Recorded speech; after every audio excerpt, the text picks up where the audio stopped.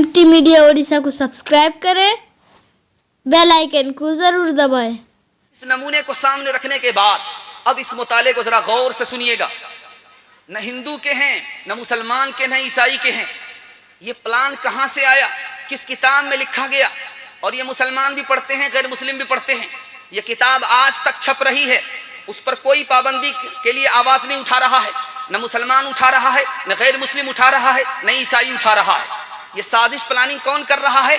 यहूदी कर रहा, दिखाने के लिए जा रहा हूं। मरियम के ऊपर उंगली उठाई, अल्लाह की पनाह कहा कि जिना किया। मरियम के ऊपर उंगली उठाई, क्या कहा कि जिना किया। मरियम लाखों में एक औरत है, उसको उस पर उंगली उठाई गई है। लाखों में एक औरत है, उन पर उंगली उठाई गई है। मकसद क्या है ये मैं आपको बताऊंगा। हजरत आयशा लाखों में एक औरत है, उन पर उंगली उठाई गई है कि अल्लाह की पनाह इन्होंने जिना किया। मकसद क्या था ये मैं आपको बताने के लिए जा रहा हूं। सीता के ऊपर लाखों में एक औरत है, उन पर उंगली उठाई गई। मकसद क्या है ये मैं आपको बताने के लिए जा रहा हूं। दरूब्दी नाम की औरत है, महाभारत के हवाले से उन पर उंगली उठाई गई है। सीता के बारे में कहा कि रावण उठा करके ले गया, इज्जत लूट लिया। दरूब्दी के बारे में कहा एक जमीन पर 5-5 हल चलाया गया। दरूब्दी के ऊपर उंगली उठाई जा रही है, सीता के ऊपर उंगली उठाई जा रही है। और किसके ऊपर उंगली उठाई जा रही है? मरियम के ऊपर उंगली उठाई जा रही है। हजरत आयशा के ऊपर उंगली उठाई जा रही है। हजरत आयशा के बारे में तो कुरान आ गया, हजरत मरियम के ऊपर तो कुरान आ गया, लेकिन सीता के बारे में कुरान नहीं आया और दरूब्दी के बारे में कुरान नहीं आया। मकसद मैं दिखाने के लिए जा रहा हूं, इसको ध्यान से सुनिएगा। मरियम के ऊपर उंगली क्यों उठाई? कि ईसा अलैहिस्सलाम दावा करने वाले हैं कि मैं नबी हूं। जब मां के ऊपर उंगली उठा देंगे कि इसकी मां ऐसी वैसी थी, तो ईसा अलैहिस्सलाम को कोई नबी नहीं मानेगा, नबी का ताज छीना चला जाएगा, हजरत ईसा बदनाम हो जाएंगे। मां को बदनाम करने का मकसद है ताकि हजरत ईसा बदनाम हो जाए, इसलिए हजरत मरियम के ऊपर उंगली उठा दिया। हजरत आयशा के ऊपर उंगली उठाने का मकसद क्या था? ताकि नबी के सर से पगड़ी उछाल दें, नबी को बदनाम कर दें। इस मकसद से हजरत आयशा के ऊपर उंगली उठाई। और सीता के ऊपर उंगली उठाने का मकसद क्या था? राम को बदनाम कर दिया जाए। दरूब्दी के ऊपर उंगली उठाने का मकसद था ताकि पांडवों को बदनाम कर दिया जाए। मैं आपको राज बता रहा हूं, इसको ध्यान से सुनिएगा। दरूब्दी के ऊपर उंगली उठाई गई, सीता के ऊपर उंगली उठाई गई, हजरत आयशा के ऊपर उंगली उठाई गई। आप देखेंगे हजरत आयशा के ऊपर उंगली उठाने का मतलब है मुसलमान की शान को घटाना। मरियम के ऊपर उंगली उठाने का मकसद है ईसाई की शान को घटाना। सीता के ऊपर उंगली उठाने का मकसद है हिंदू की शान घटाना। दरूब्दी के ऊपर उंगली उठाने का मकसद है हिंदू की शान घटाना। तो शान किसकी रहेगी? ईसाई की शान चली गई भाड़ में, मुसलमानों की शान भाड़ में चली जाएगी, हिंदुओं की शान भाड़ में चली जाएगी। तो किसकी शान रहेगी? यहूदियों की शान रहेगी। ये शैतान कल भी शैतान था, आज भी शैतान है, और ये छुपा हुआ शैतान है। दो को आपस में लड़ा रहा है, लेकिन खुद असल मुजरिम छुपा हुआ है। न इस भोले को एहसास हो रहा है कि असल मुजरिम कौन है, असल दुश्मन कौन है। न मुसलमान को पता है कि मेरा असल दुश्मन कौन है। किताब छप रही है, उसी को उस लड़की ने पढ़ा, नबी की शान में गुस्ताखी कर दिया। कोई तीसरा पढ़ेगा, वो नबी की शान में गुस्ताखी करेगा। कोई चौथा पढ़ेगा, राम की शान में गुस्ताखी करेगा। कोई पांचवा पढ़ेगा, मरियम की शान में गुस्ताखी करेगा। वो किताब जब तक रहेगी, जब तक छपती रहेगी, न राम की शान बचेगी, न मोहम्मद की शान बचेगी। आखिरी बात आपके सामने रखने के लिए जा रहा हूं। नबी सल्लल्लाहु अलैहि वसल्लम की बीवी आयशा हैं, लाखों में एक हैं। और आप जानते हैं कि जब लड़की अच्छी होती है तो हर आदमी की कोशिश होती है उससे जल्दी से निकाह हो जाए, कहीं दूसरे के यहाँ चली ना जाए, कहीं दूसरे से निकाह ना हो जाए, दूसरे के यहाँ निकाह होकर के चली ना जाए। जब लाखों में एक लड़की होती है तो उसकी शादी जल्दी होती है। सीता की भी शादी जल्दी हुई, चूंकि लाखों में एक लड़की थी, 6 साल की उम्र में शादी हो गई। हजरत आयशा की भी शादी जल्दी हुई, लाखों में एक लड़की थी, इसलिए जल्दी शादी हो गई। हजरत आयशा की शादी का राज बता रहा। नबी के ऊपर कुरान नाजिल हो रहा था, हजरत आयशा की शान में तो गुस्ताखी किया, उंगली उठाया, लेकिन हजरत आयशा को बताया नहीं कौन सी औरत थी। लाखों में एक औरत थी। इधर कुरान नाजिल हो रहा था और ये कुरान को याद कर रही थी। कुरान इधर मुकम्मल हुआ, इन्होंने कुरान को मुकम्मल याद कर लिया, 6666 आयत को याद कर लिया। 9 साल की लड़की 6666 آیت کو زبانی یاد کر لیا. نبی حدیث ارشاد فرماتے تھے اور حضرت عائشہ یاد کرتی تھی, 2210 حدیث کو زبانی یاد کر کے امت کو حضرت عائشہ نے پہنچا دیا. نکاح تو بہانہ تھا, دراصل قرآن اور حدیث جمع کرانا تھا. اتنا بڑا احسان حضرت عائشہ کا اس ملت کے اوپر ہے, اس لیے انگلی اٹھائی گئی. چونکہ یہ علم کے دشمن ہیں, یہ نبی کے دشمن ہیں, یہ علم کے دشمن ہیں, نبی کے دشمن ہیں. اس لیے جو لاکھوں میں ایک عورت تھی, کروڑوں میں ایک عورت تھی, اسی کو نشانہ بنایا تاکہ نبی کی پگڑی سلامت نہ رہے. لیکن اللہ جس کو عزت دینا چاہے اس کو دنیا ذلیل نہیں کر سکتی. سیتا کو آج بھی عزت ملی ہے, حضرت عائشہ کو آج بھی عزت ہے, مریم کو آج بھی عزت ہے. انشاءاللہ اپنی بیٹی کو عائشہ بنائیں گے, اپنی بیٹی کو مریم جیسی بیٹی بنائیں گے. ہاتھ اٹھا دیجئے انشاءاللہ. جس پہ باندھا تھا خدا کے دشمنوں نے اتہام, آج تک انسان شرمندہ ہے اس الزام پر. ہو میرے ماں باپ قرباں اس مقدس نام پر, ہو میرے ماں باپ قرباں اس مقدس نام پر, ہو میرے ماں باپ قرباں اس مقدس نام پر, ہو میرے ماں باپ قرباں اس مقدس نام پر. عائشہ کے سینکڑوں احسان ہے اسلام پر, عائشہ کے سینکڑوں احسان ہے اسلام پر. کہاں گئی وہ سیتا میاں اور کہاں ہے اب مریم, بھارت ورش میں جن کے چریتر پہ گرو کیا کرتے ہیں ہم, جو اپنی اتہاس بھلا دے آگ لگے اس فیشن میں, آگ لگے اس فیشن میں. ہندوستان کا چہرہ دیکھو سچائی کے درپن میں, ہندوستان کا چہرہ دیکھو سچائی کے درپن میں. امن کی دیوی تڑپ رہی ہے گاندھی جی کے آنگن میں, گاندھی جی کے آنگن میں. ایک مثال پر پیغام ختم ہو رہا ہے, انشاءاللہ آپ لوگ دل سے سنیں گے. دونوں ہاتھ اٹھا دیجئے. اپنی عورت کو سر پر بٹھائیں گے, ہاتھ اٹھائیے. انشاءاللہ جینا حرام ہو جائے گا, سر پر بھول سے مت بٹھائیے گا. دھیان سے سنیے گا, تیزی کے ساتھ نکال رہا ہوں. ماں کی عمر برابر ہے, بیٹی کی عمر برابر ہے.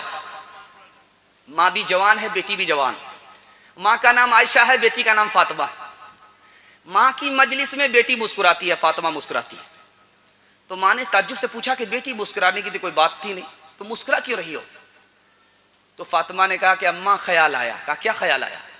کہا خیال آیا آپ تو ابو بکر کی بیٹی ہو, میں تو رسول اللہ کی بیٹی ہوں.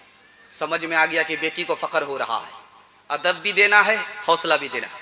کہا بیٹی تم نے سچ کہا, اسی نبی کے صدقے میں ہمیں قرآن ملا, اسی نبی کے صدقے میں اسلام ملا, اسی نبی کے صدقے میں ایمان ملا. بیٹی تم نے سچ کہا.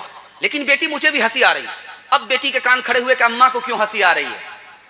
تو کہا بیٹی ایک وقت آئے گا تو بھی انتقال کرے گی, قبر میں پہنچے گی. ایک وقت آئے گا میں بھی انتقال کروں گی, قبر میں پہنچوں گی. بیٹی ایک وقت آئے گا کہ تمہارے حق میں فیصلہ ہوگا تو جنت جائے گی, میرے حق میں فیصلہ ہوگا میں بھی قبر سے نکل کر کے جنت میں جاؤں گی. لیکن بیٹی مجھے ہنسی اس بات پر آ رہی ہے کہ جب تو جنت میں جائے گی تیرے ہاتھ میں علی کا ہاتھ ہوگا. بیٹی جب میں جنت میں جاؤں گی تو میرے ہاتھ میں رسول اللہ کا ہاتھ ہوگا.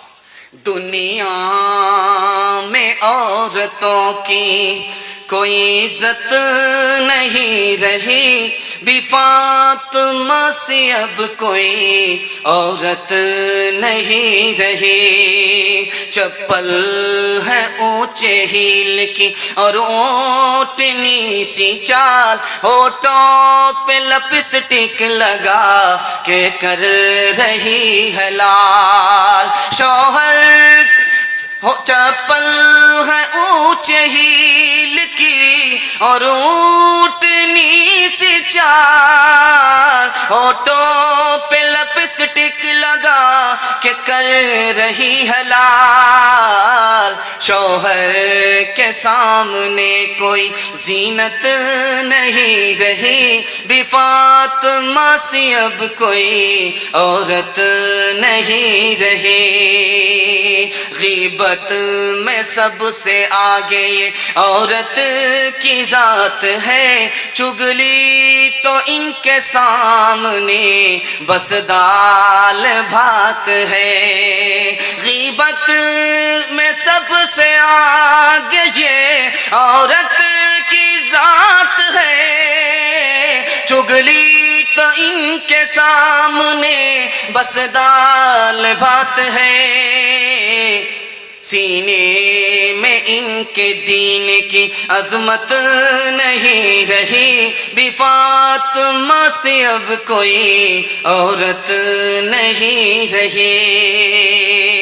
پیغام ختم ہو چکا ہے، بچوں کے حوالے سے 3 پیغام آپ کو دینے کے لیے جا رہا ہوں، اور آپ سے وعدہ لیتا ہوں کہ آپ اچھا 1000 کھلا دیجئے، بچے کو بھول جائے گا، 1000 اچھے کپڑے پہنا دیجئے، بچہ بھول جائے گا، 1000 اچھے مکان میں آپ مکان بنا کر کے بچے کو دے رہے ہیں، بچہ بھول جائے گا۔ ایک احسان کر دیجئے، آپ پڑھے لکھے نہیں ہیں، بچے کو پڑھا لکھا دیجئے، زندگی بھر آپ کے احسان کو یاد رکھے گا۔ دھیان سے سنیے گا، دستار بندی کا جلسہ ہے، اس کے حوالے سے آپ کو سنانے کے لیے جا رہا ہوں۔ پوری دنیا میں کوئی ایسی کتاب ہی نہیں ہے جو اصل حالت میں موجود ہو سوائے قرآن کے، قرآن ہی اصل حالت میں آج تک موجود ہے، جس طرح 1400 سال پہلے نازل ہوا تھا اسی حال میں آج تک محفوظ ہے۔ صرف ایک ہی کتاب ہے، کسی دھرم کی کتاب اصلی حالت میں موجود نہیں ہے، صرف قرآن اصلی حالت میں موجود ہے۔ دوسری بات کو یاد رکھیے، کسی بھی دھرم کی کتاب کا حافظ ہے ہی نہیں، صرف قرآن ہی کا حافظ دنیا میں ہے، باقی کسی بھی دھرم کی کتاب کا حافظ آپ کو ملے گا ہی نہیں۔ یہ چیلنج آپ کر سکتے ہیں، کسی بھی دھرم میں کتاب ہے اس کا کوئی حافظ آپ کو ملے گا ہی نہیں، صرف قرآن ہے جس کا حافظ ملے گا، وہ بھی کون؟ بچہ ملے گا، چھوٹا چھوٹا بچہ قرآن کا حافظ ملے گا۔ دھیان سے سنیے گا جو میں آپ کو سنانے کے لیے جا رہا ہوں۔ رشیا میں قرآن کے حفظ پر پابندی لگا دی گئی کہ جو قرآن کا حفظ کرتا ہوا ملے گا پھانسی پر چڑھا دیا جائے گا۔ وہاں بھی، اس ملک میں بھی قرآن کی حفاظت ایک بچے ہی نے کیا۔ درزی کے یہاں سلائی کے بہانے سے جاتا تھا، قرآن زبانی یاد کر کے آ جاتا تھا۔ اس دشمن کے ملک میں بھی قرآن کی حفاظت ایک بچے ہی نے کیا۔ مسجد نہیں بنی ہے، امامت کے لیے اعلان ہو رہا ہے، ایک جوان نے اپنا نام پیش کیا، لیکن امامت کس کو سونپی گئی ہے؟ بچے کو۔ وہ کون خوش نصیب بچہ تھا جس کے سینے میں زیادہ قرآن تھا؟ بوڑھے کو چھوڑ کر کے، جوان کو چھوڑ کر کے اس بچے کو امام بنایا گیا۔ یہ امامت اس بچے کو مل رہی ہے کس کی وجہ سے؟ قرآن کی وجہ سے مل رہی ہے۔ دھیان سے سنیے گا جو میں آپ کو سنانے کے لیے جا رہا۔ بچہ 2 سال اسکول میں نہیں آیا، مدرسے میں پڑھ رہا ہے، قرآن پڑھ رہا ہے۔ ماسٹر صاحب نے باپ کو بلا کر کے کہا تمہارا بچہ اسکول نہیں آ رہا 2 سال سے، کہا کہ قرآن پڑھ رہا، 15 پارے ہوئے ہیں، اور 2 سال پڑھے گا، مکمل کر کے پھر آئے گا۔ تو ماسٹر صاحب مسلمان ہو کر کے کیا تانا مارتے ہیں، 2 سال سے اسکول تمہارا بچہ نہیں آیا، قرآن کے چکر میں 2 سال برباد ہو گئے، 2 سال اور رہے گا 4 سال برباد ہو جائیں گے، قرآن کے پیچھے تم نے لگا دیا، اسکول کے 4 سال برباد ہو جائیں گے۔ یہ تانا کون مار رہا ہے؟ مسلمان ماسٹر بچے کے باپ کو تانا مار رہا ہے۔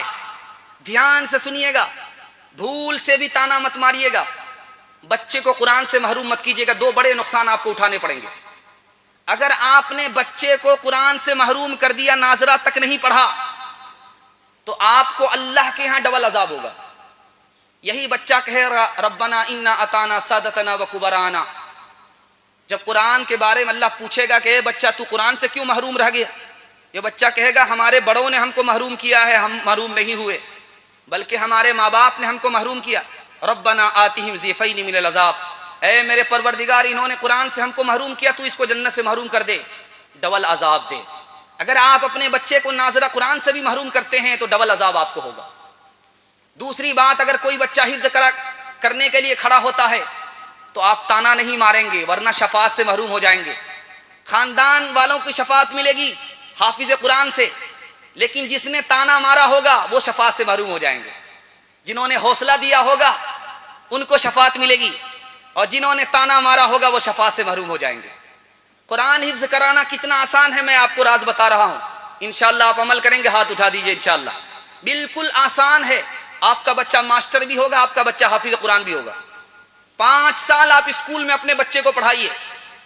جب 5 سال مکمل کر لے تو وہاں سے نکال کر کے 3 سال کے لیے مدرسے میں داخل کر دیجئے. 3 سال کے اندر آپ کا بچہ مدرسے کے اندر حافظ قرآن ہو جائے گا. اس کا دماغ اتنا تیز ہو جائے گا جیسے پتھر پر چاقو تیز ہو جایا کرتا ہے, اتنا دماغ تیز ہو جائے گا. 3 سال کا جو اسکول میں گیپ ہوا, آپ ٹیوشن کرائیے, سب بچے کو وہ پیچھے چھوڑ دے گا, وہ سب سے آگے نکل جائے گا.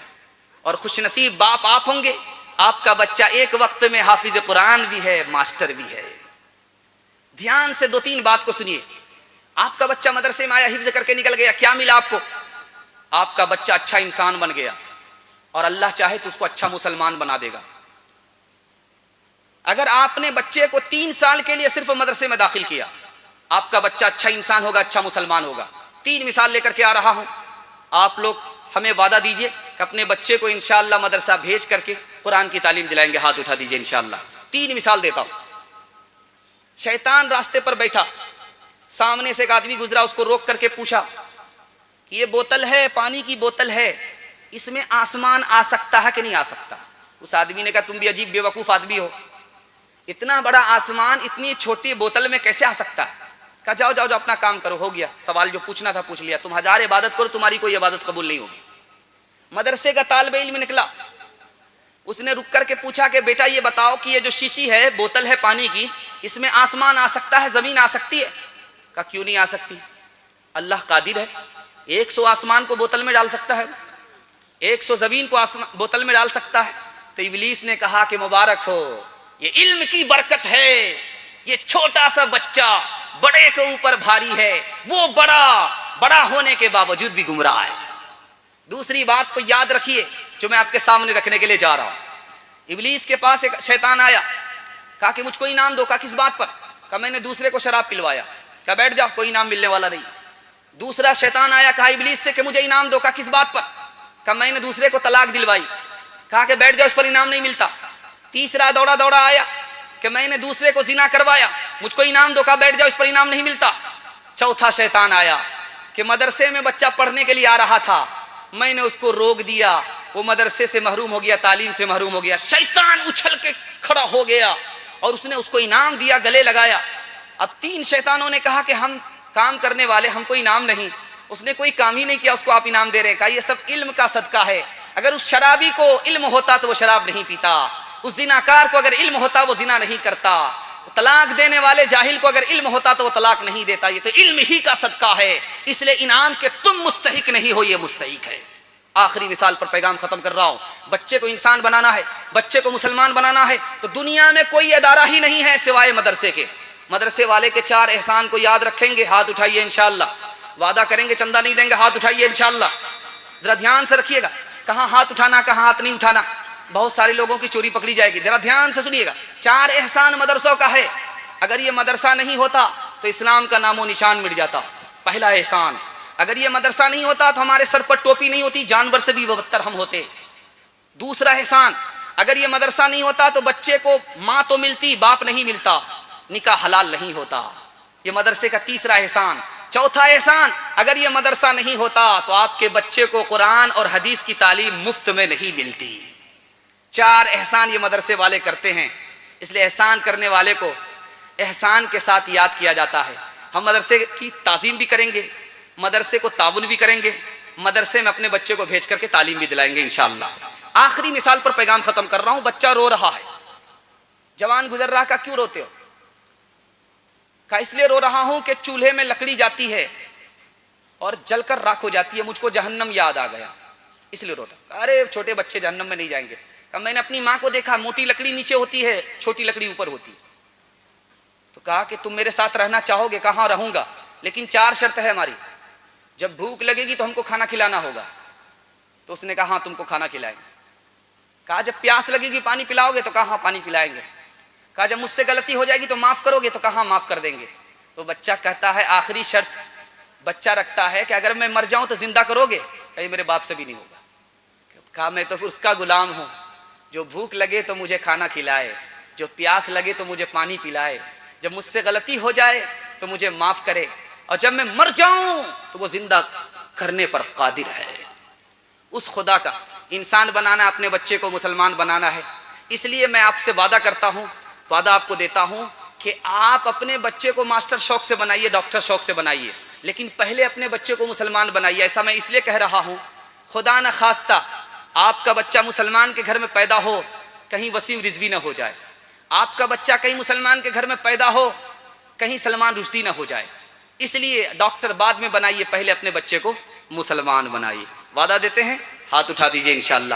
وہ کتنی نیک ساحت تھی، کیا جو حفظ قرآن کو، خدا کا فضل ہے تم پر، کیا جو ختم قرآن کو، پدر مادر کے دل میں آرزو تھی ایک زمانے سے، خدا نور نظر کو نور حق دے دے بہانے سے، سنہرا تاج سر پر ہے، کلام اللہ شاہد ہے، شفاعت کا ہوا ساما، کلام اللہ شاہد ہے، بجا ہے ناز بھی دستار بندی، بجا ہے ناز بھی استاذ کا دستار بندی پر، دعا گو ہے نثار حافظ تیری دستار بندی پر، دعا گو ہے نثار حافظ تیری دستار بندی پر، خدا ہے مہرباں بولو، بولو ہے مہرباں بولو، سائنس ٹیکنالوجی میں ماہر بھی بناؤ، اور ظاہر و باطن میں طاہر بھی بناؤ، پہلے تو انہیں یارو مسلمان بناؤ، خدا ہے مہرباں بولو، بولو ہے مہرباں بولو، تاجر بناؤ شوق سے افسر بھی بناؤ، اور ان کو مقدر کا سکندر بھی بناؤ، پر اپنی مغفرت کا سامان بناؤ، خدا ہے مہرباں بولو، بولو ہے مہرباں بولو۔ انشاءاللہ کھا پی کر کے بچے گا تب بچے کو پڑھائیں گے، ہاتھ اٹھا دیجئے انشاءاللہ۔ نہیں کھانے پی کے بچے گا تب پڑھائیں گے، تب تو پڑھا ہی نہیں سکیں گے۔ پیٹ پر فاقہ کرنا ہے، پتھر باندھنا ہے، فاقہ کرنا ہے، اوقات کو داؤ پہ لگا دینا ہے، پہلی فرصت میں اپنے بچے کو پڑھانا ہے۔ دھیان سے سنیے گا، قرآن کیسی کتاب ہے، ان کے ساتھ ہمارا کیسا سلوک ہو رہا ہے۔ آپ لوگ سننے کے لیے تیار ہیں تو سنائیں گے؟ ہاتھ اٹھا دیجئے انشاءاللہ سننے کے لیے تیار ہیں۔ آپ کا ہاتھ اٹھانا میں اس لیے کہہ رہا ہوں تاکہ آپ کو نیند کا جھٹکا نہ آئے۔ جتنی جلدی میں آپ کا ہاتھ اٹھے گا تو پتہ چلے گا آپ لوگ بیدار ہیں، مکمل زندہ ہیں، آدھا یہاں اور آدھا سسرال میں نہیں ہے، یہ مجھے پتہ چل جاتا ہے۔ ذرا دھیان سے سنیے گا، میں سنانے کے لیے جا رہا ہوں، جلدی سے آپ کا جلسہ نکل رہا ہے، مشکل سے آدھا گھنٹہ کا جلسہ باقی رہ گیا، آپ لوگ ساتھ دیں گے تو وہاں تک چلے گا، اور مجھے امید ہے محبت میں آپ نے ساتھ دیا ہے، اور محبت میں بوجھ اٹھانا بالکل آسان ہو جاتا ہے۔ انشاءاللہ وہاں تک ساتھ دیں گے، ہاتھ اٹھائیے انشاءاللہ۔ انشاءاللہ بالکل قریب آ چکا ہے، آپ کا جلسہ ختم ہونے کے بالکل قریب آ چکا ہے۔ دھیان سے اس کو سنیے گا جو آپ کو سنانے کے لیے جا رہا ہوں۔ ایک ہی کتاب ہے، اس کو دیکھنا بھی عبادت، ایک ہی کتاب ہے اس کو پڑھنا بھی عبادت، ایک ہی کتاب ہے اس کو چھونا بھی عبادت، ایک ہی کتاب اس پر عمل کرنا بھی عبادت ہے۔ لیکن افسوس سے کہنا پڑتا ہے، آج ہم پڑھتے ہیں اخبار، قرآن نہیں پڑھتے۔ آج ہم چھوتے ہیں اسکرین موبائل کی، قرآن نہیں چھوتے۔ آج ہم بھیجتے ہیں میسج، لیکن اللہ کو اللہ کا کلام نہیں بھیجتے۔ آج ہم کو فرصت ہے موبائل پر بات کرنے کی، قرآن کے لیے ٹائم نہیں نکلتا۔ جو کتاب چھونے والی، چھونا عبادت، پڑھنا عبادت، دیکھنا عبادت، آج اس کو دیکھنے کی ہم کو فرصت نہیں ہے۔ دوسری بات کہنے کے لیے جا رہا ہوں، اس کو دھیان سے سنیے گا، تجربے کی بات ہے۔ آپ کے گھر میں کوئی مہمان آیا، وہ آپ کے استاذ کا بیٹا ہے، آپ نے اس کے کھانے پینے کا انتظام نہیں کیا، دھیان نہیں دیا، یہ بتائیے استاذ کو شکایت ہوگی کہ نہیں ہوگی؟ اس مہمان کو شکایت ہوگی کہ نہیں ہوگی؟ قرآن ہمارے گھر میں مہمان، اور اللہ نے ہمارے ہاں بھیجا اس کو، ہم اس کو کھول کر کے نہیں دیکھتے، تو قرآن کو شکایت ہوگی کہ نہیں ہوگی؟ بھیجنے والے خدا کو شکایت ہوگی کہ نہیں ہوگی؟ تیسری بات کو ذرا دھیان سے سنیے گا، قرآن کیسی کتاب ہے؟ آپ کا مقام اللہ کے یہاں کیسا ہے یہ قرآن ہی بتائے گا۔ آپ کی دعا قبول ہوتی ہے یا نہیں یہ بھی قرآن بتائے گا۔ آپ کا دل زندہ ہے یا مر گیا ہے یہ بھی قرآن بتائے گا۔ کیسے؟ میں آپ کو راز بتا رہا ہوں۔ آپ کے یہاں اللہ کے یہاں آپ کی کتنی قدر ہے یہ کیسے پتہ چلے گا؟ ہماری قدر اللہ کے یہاں ہے یا نہیں ہے یہ کیسے پتہ چلے گا؟ یہ قرآن سے پتہ چلے گا۔ آپ کے دل میں قرآن کی کیسی قدر ہے ویسے ہی قدر اللہ کے دل میں آپ کی ہوگی۔ اگر آپ کے دل میں قرآن کی کوئی قدر نہیں ہے تو اللہ کے یہاں آپ کی کوئی قدر نہیں ہے۔ آپ کی دعا قبول ہوتی ہے یا نہیں یہ بھی قرآن بتائے گا۔ اگر قرآن کی تلاوت نہیں ہے، قرآن پر عمل نہیں ہے تو آپ کی دعا قبول نہیں ہے، یہ بھی قرآن سے ہی پتہ چل رہا ہے۔ اور انسان کے دل پر زنگ لگتا ہے کیسے؟ گناہ کی وجہ سے۔ انسان کا دل مردہ ہوتا ہے جب یاد خدا سے خالی ہوتا ہے، اور انسان کا دل اجڑ جاتا ہے جیسے ویران گھر جس دل میں قرآن ہی نہیں ہوتا۔ انشاءاللہ قرآن سے اپنے دل کو زندہ کریں گے تو اللہ تعالیٰ پستی سے آپ کو اٹھائے گا، عزت کی چوٹی پر لے جائے گا۔ انشاءاللہ قرآن کو دانت سے پکڑتے ہیں، ہاتھ اٹھائیے انشاءاللہ۔ قرآن کبھی یاد رہے یا نہ رہے، ایصال ثواب میں ضرور قرآن یاد رہے گا، ہاتھ اٹھائیے انشاءاللہ۔ خیر ماشاءاللہ سمجھیں، ایک ہی آدمی ابھی بغیر ڈسک بریک کے چل رہا ہے، وہ یہاں ہے نہیں، وہ بہت دور جا چکا ہے، زبردستی یہاں بیٹھا ہوا ہے۔ خیر کم از کم ہمارا ساتھ تو دے رہا ہے، ساتھ نبھا رہا ہے۔ سارے لوگ ساتھ تو نہیں دے رہے ہیں، ایک ہی آدمی ساتھ دے رہا ہے۔ خیر اللہ ان کو جزائے خیر دے۔ میں بھی آپ کی اگر بیٹھا ہوتا، اگر اچانک سوال ہوتا میں بھی پھنس جاتا، اس میں شرمندگی کو کوئی بات نہیں، ویسے بھی 12 بج جانے کے بعد 7 خون معاف ہے۔ شکر ہے راہ ترقی میں اگر بڑھتے ہو کر طاقوں میں سجایا جاتا ہوں، ہاتھوں پہ اٹھایا جاتا ہوں، تعویذ بنایا جاتا ہوں، آنکھوں سے لگایا جاتا ہوں۔ جب قول و قسم لینے کے لیے تکرار کی نوبت آتی ہے تب میری ضرورت پڑتی ہے، ہاتھوں پہ اٹھایا جاتا ہوں۔ نیکی پہ بدی کا غلبہ ہے، سچائی سے بڑھ کر دھوکا ہے، ایک بار ہنسایا جاتا ہوں، 100 بار رلایا جاتا ہوں۔ بس آخری پیغام قرآن کا سنا رہا ہوں اور جلسے کو مکمل کر رہا ہوں۔ اللہ آپ کو جزائے خیر دے، آپ کی ساری پریشانی کو اللہ اس جلسے کی برکت سے دور فرمائے۔ دھیان سے سنیے گا، سائنس بعد میں آیا، قرآن کے زمانے میں سائنس نہیں تھی، لیکن قرآن سائنس سے بڑھ کر کے ہے، سائنس قرآن سے بڑھ کر کے نہیں ہے۔ اور عجیب بات ہے کہ قرآن سائنس کے حق میں گیا، سائنس کے خلاف نہیں گیا۔ دوسری جتنی بھی کتاب ہے سب سائنس کے خلاف ہے، ایک ہی کتاب ہے جو سائنس کے حق میں ہے، سائنس کے خلاف نہیں ہے۔ سائنس سے بڑھ کر کے ہے، سائنس نے قرآن سے زیادہ فائدہ اٹھایا۔ 2-3 مثال دے کر کے پیغام کو ختم کر رہا ہوں، اس کو دھیان سے سنیے گا۔ یہ پورے جلسے کا خلاصہ ہے، قرآن کی نسبت پہ یہ جلسہ ہو رہا، قرآن کی حوالے سے یہ خلاصہ ہے پیغام جو آپ کی خدمت میں آ رہا۔ آج کی سائنس کہتی ہے جہاں پانی ہے وہاں زندگانی ہے، آج کی سائنس کہتی ہے، سائنس کہہ رہی ہے جہاں پانی ہے وہاں زندگانی ہے، اور قرآن 1400 سال پہلے کہہ چکا ہے اللہ نے ہر چیز کو پانی سے پیدا کیا۔ دیکھتے جائیے، قرآن کی سچائی کو دکھانے کے لیے جا رہا ہوں، سائنس سے بڑھ کر کے بھی قرآن۔ دوسری مثال آپ کے سامنے آ رہی ہے، سائنس آج کی کہہ رہی ہے کہ سورج سے روشنی پاتا ہے چاند تب چمکتا ہے، جس دن سورج طلوع نہیں ہوتا یا اس پر بادل رہتا ہے تو چاند کی روشنی دھیمی پڑ جاتی ہے۔